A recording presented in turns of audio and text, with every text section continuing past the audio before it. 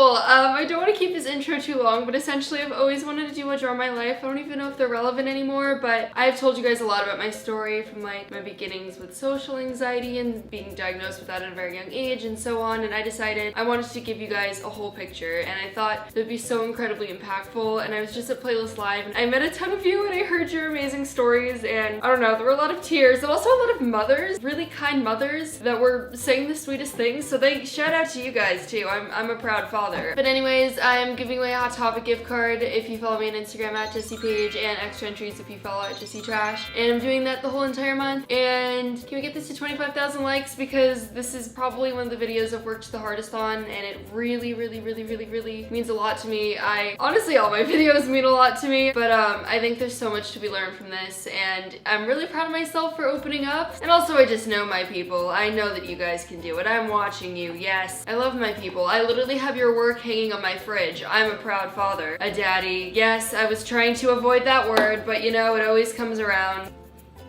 Daddy. My voice always gets like really low when I say it. Daddy. Daddy. We love a king with comedic timing. Alright, let's get started. One day on March 12th, 1999, there was a little baby born, and she had dark brown hair and green eyes. Her name was Jessica. Yep, my full name is Jessica. When I was little though, I was a little tomboy and I was like, nope, Jessie, that's gonna be my name. I was born Jessica Paege Eisenberg. Yep, Eisenberg. I was born in northern New Jersey. I was born a little Hufflepuff. We all admitted I was probably the ugliest baby ever. I look at pictures and I'm like, why? And there's my mom and my dad. My mom's blonde and my dad has really dark hair. That's him. And they both have pretty green eyes. That's where I got my green eyes from. Green eyes are really rare, and I think it's really beautiful that they both have green eyes. And my mom's name is Linnell and my dad is Mark with a C. And I was born on March 12th, 1999. So that makes me a Pisces. When I was little, I was like the easiest baby in the world. I barely ever cried, and I was very chilled and relaxed. And then, because I was so easy, a year later, my parents decided to have another child who ended up being my mean brother. We stan him. His name is Matt. And growing up, I didn't look like either of my parents directly, but I looked so much like my brother. Like, everyone told us we looked like twins. Another thing, when I was young, I was diagnosed with Selective Mutism, which essentially means that I was very uncomfortable speaking in certain situations, and in certain situations,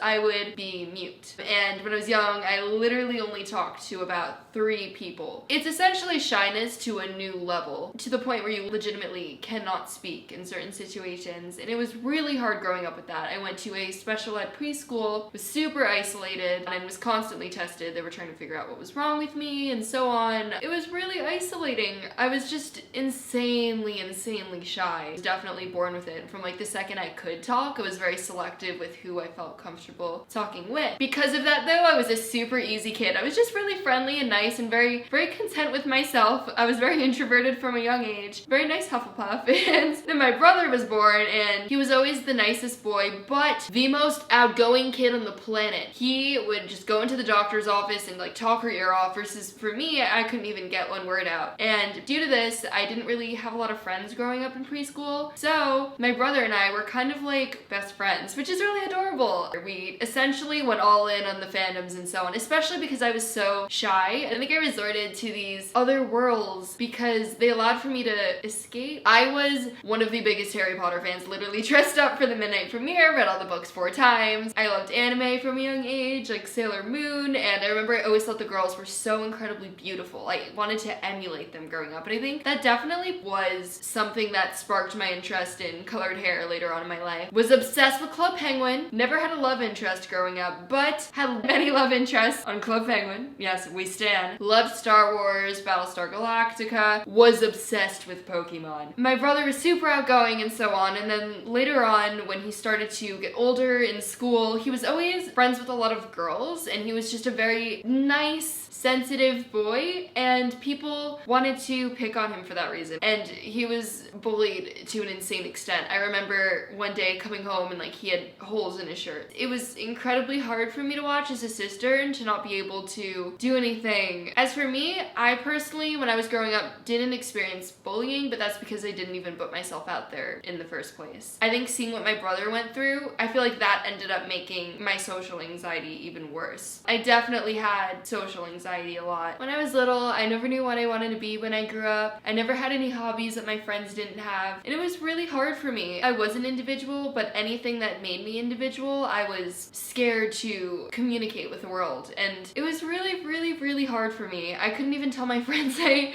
watched Pokemon. I was that insecure. My brother and I definitely went through different struggles, although my brother's were external and mine were incredibly internal. Genuinely, I give more power to my brother for putting himself out there, even if it meant he was getting picked on, because it definitely was harder for me later down the line because I was such a wallflower, genuinely. So anyways, eventually I found very few friends I was able to communicate with, and internally I was always thinking about these things that I loved, but I was never able to share that with other people. And I know they say this in every single Draw My Life video, but I'm gonna say it. I discovered YouTube, and genuinely it really did change my life. I didn't tell any of my friends when I first started watching YouTube that I watched these YouTubers. It was always something I kept very secret. I was scared they would judge me for that as well. And I don't know why I was like that. I remember watching Bethany Mota when she had like 100,000 subscribers, and I remember loving watching Dan and Phil videos with my brother because we just both really, really just connected to their humor. We had like similar interests, and we loved, you know, like similar video games and just meme culture and stuff.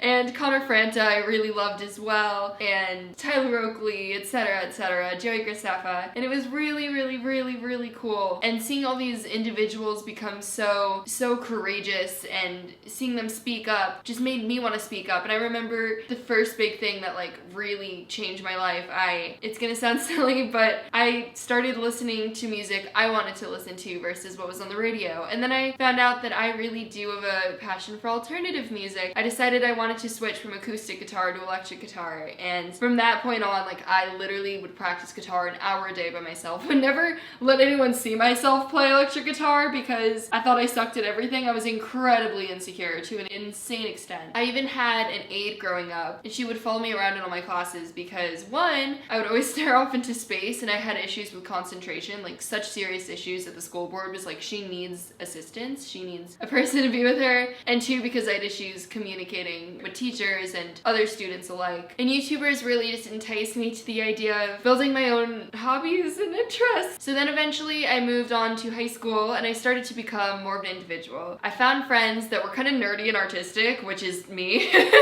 That's definitely me in a sentence. If you saw me in school, like, that was my friend group. Like, the friends that, like, never went to the parties. We did weird artistic shit in our free time. But when my brother was so severely bullied, he had to move to a very small private school, and I had to move to the same very small private school because it was too much for my mom to take both of us to two different schools that were very far apart. And when I switched to school, it was so much smaller, and I didn't find any people I identified with. There was no colored hair. They didn't even really support the arts very much. And that was when I was finally starting to find myself as an individual a little bit. And then I just backtracked, and I started to get really just incredibly unhappy, and I isolated myself from the world even more, and I found myself getting into my old, just socially anxious tendencies that I had finally started to really outgrow a bit. I asked for a camera when I was in 7th grade to start YouTube, and my parents got me a picture camera, and I was too shy to tell them that I wanted to start YouTube. So I asked for a camera again, but this time I asked for a video camera, and I decided to start YouTube. At the time, I believed that girls had to be a part of the beauty community. I didn't think they could be portraying anything comedic, even though it was really ironic because some of the people I looked up to the most, they were all personality channels. It took me 6 months to hit 200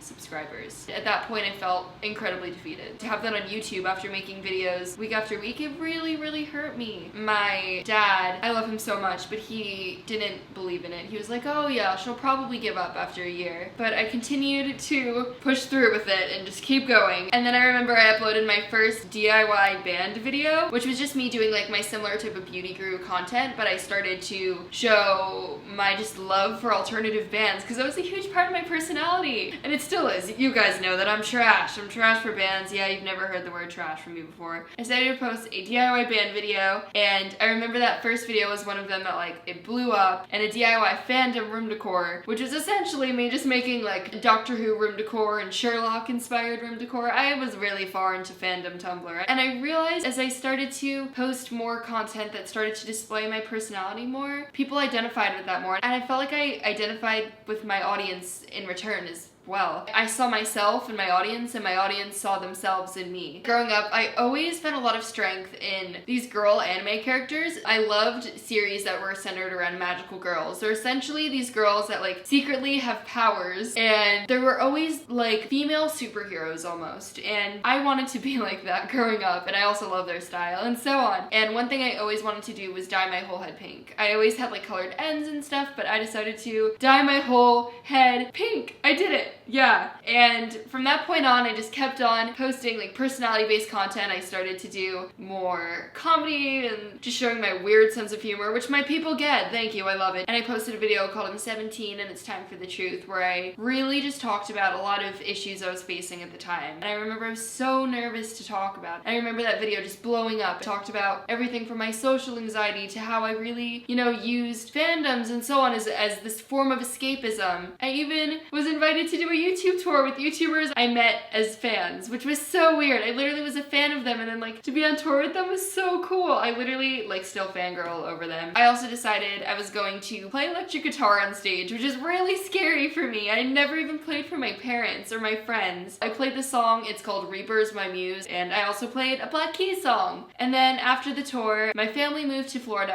and at the same time, I decided to move to LA at age 17 by myself, which is really scary because I was super shy and also super attached to my home life and my family, and I was living a very sheltered life. So to move right to LA was incredibly scary, and honestly, I definitely did it too quickly. A big misconception people get from my videos is that I've always had anxiety, and I've always had social anxiety, but I never had generalized anxiety. It was only from social situations that I got forms of anxiety, but then when I moved to LA, it was so great for me creatively. Like, I truly, as a creative, feel like I was like flourishing. I had so many ideas and opportunities to collaborate with incredible people and so on, but it was really, really hard for me because to be so used to living with your parents to just living by yourself, it got really lonely. Like, I was so lonely, and although I was collabing with YouTubers, I didn't have any friends in LA for the first year, and I think this is actually something I've never really talked about on my channel, but up until 5 months ago from today when I'm filming this, I had no friends in LA. It took me a year and a half to find people that I really identified with, and I think it's really cool. I literally was at my birthday party this year, and I was like, wow, these are all friends I've made within the past 5 months. That's really cool. And another thing I think people didn't always realize is that I was super young, 17 years old, and I was as old as like a lot of my viewers. I couldn't find anyone else to identify with, and I didn't want to go back home. Another thing, how I was able to move to LA by myself at 17 with like the schooling situation is that I switched to online school the last year of high school, which was a really big move for me because school was always incredibly important for me, and I was so insanely hard on myself about my grades all the time, which my parents were never hard on me about my grades. It was always myself. I think it's because my parents weren't hard on me about my grades that I felt like they weren't pleased because they just never said anything. It's just when I didn't turn in work or etc., they didn't care, and I wanted them to care more. Anyways, you guys might remember my backdrop had a ton of vinyls on it at this time and fairy lights. I had my pink hair, and although YouTube-wise I was doing really well, I wasn't the happiest. I didn't realize it, and then at that point in my life, I formed generalized anxiety, and I didn't realize it was anxiety at the time. And then I got cast for a show called Guilty Party, and it was incredible for me. I got to play a character that I really identified with because she was super shy and so focused on improving herself versus giving herself time to just breathe and exist. She was just insanely hard on herself, and that's something I've always really identified with. I made such great friends on my set, like Tiffany and Miles and Tila, my favorite humans. At that point, I realized, wow, I can still do my job, yet I can be social and have great friends and connections, and I owe that to myself. I can't live this isolated life. And I started going to a therapist, and she told me a lot of my anxiety was formed from social isolation, which is insane. I've never shared this on the internet, but I was insanely isolated. I was so focused on my career that I wasn't giving myself myself time to just have experiences and great friends and so on. I think a lot of it came from just feeling like I needed to constantly prove myself to my parents that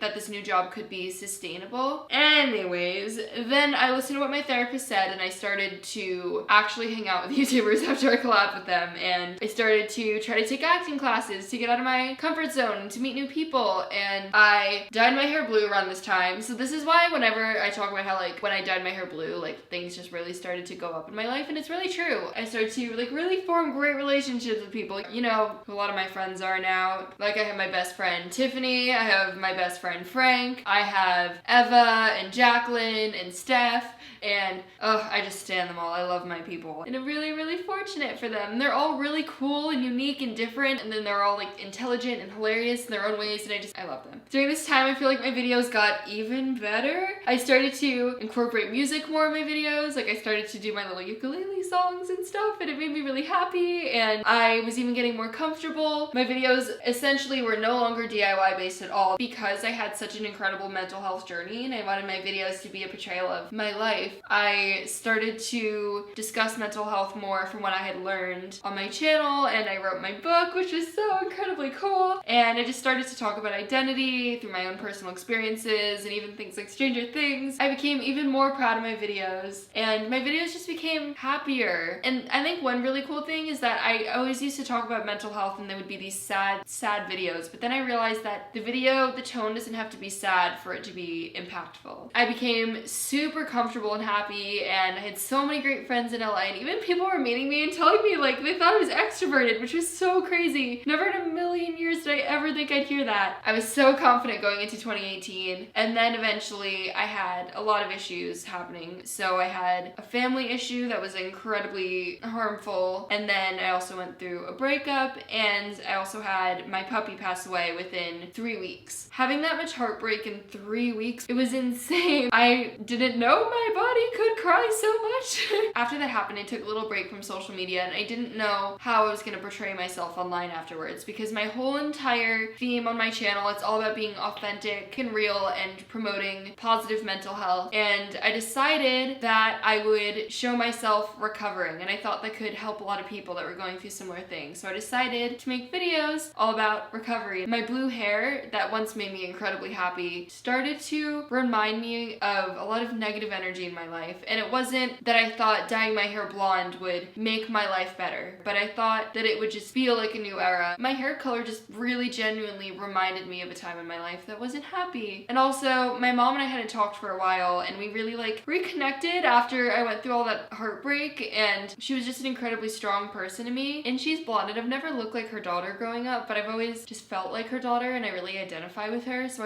I wanted to externally show that. Growing up, because I always thought my mom was so beautiful internally, I also thought she was the most beautiful externally. Like whenever people are like, who do you think is the most beautiful woman? I'd be like, my mom. So because of that, I wanted to be blonde, because I viewed looking like my mom as being something beautiful, because I thought she was beautiful. And since then, I've been getting so much happier. I've been taking care of myself a lot, and I've stopped crying every day, and I've started to recover, and my friends have been there for me so much. I'm so grateful. And after I found out about my puppy, I didn't even think I'd be able to go into a puppy store. I tried actually, and I almost threw up, fun fact. And then about a month and a half later, I was visiting shelters with my mom, and I fell in love with this one puppy, and I decided to adopt him, and I named him something symbolic to the whole situation that I went through. I view this puppy as a spiritual successor, and for me, puppies are they really are a legitimate way of healing. I remember when my mom had breast cancer, my dad got her a puppy, and I really do truly believe it affected her mental health, which could have potentially affected her physical health. Yeah, and I don't know, he makes me really happy. Currently, he's with my mom, and she's taking care of him until he gets all his shots. And I was also super, super happy to be able to give a puppy a home from a shelter, and now I'm in a really happy place. I feel the most confident I've ever felt with my videos, and I feel like I have such balance in my life. I love my audience so much. Like, I love my people. I tell you all the time, and I've stopped overthinking everything. I'm just gonna keep working really, really, really, really, really really hard so that we have an amazing 2018. I'm just proud of us, okay? I feel like this journey, it's not about me, it's about us, and no matter when you came in, whenever you subscribed, you're just as much of a part of this as anyone else. That's really important to me. Thank you for giving this little Hufflepuff girl from New Jersey a chance. It's so incredibly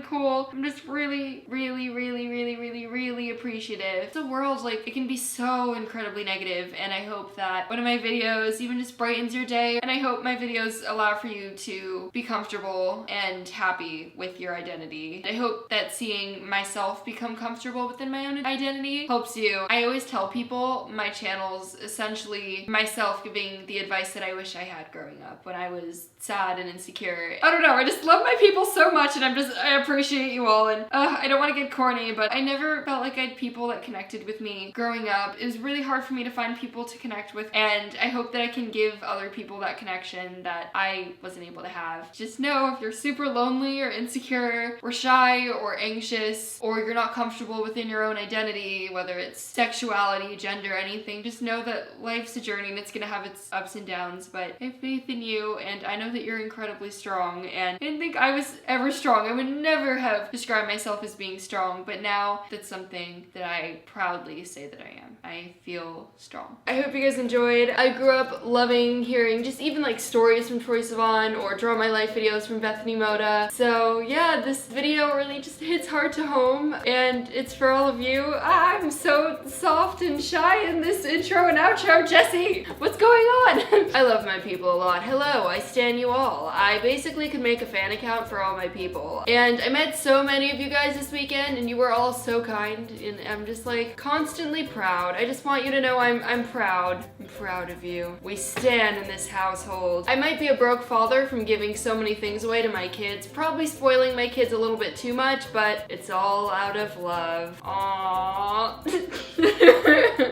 I'm gonna feature your pages. I stan your usernames, and also some of your Instagram and Twitter posts. Thank you, and I'll see you guys in the future. Yay!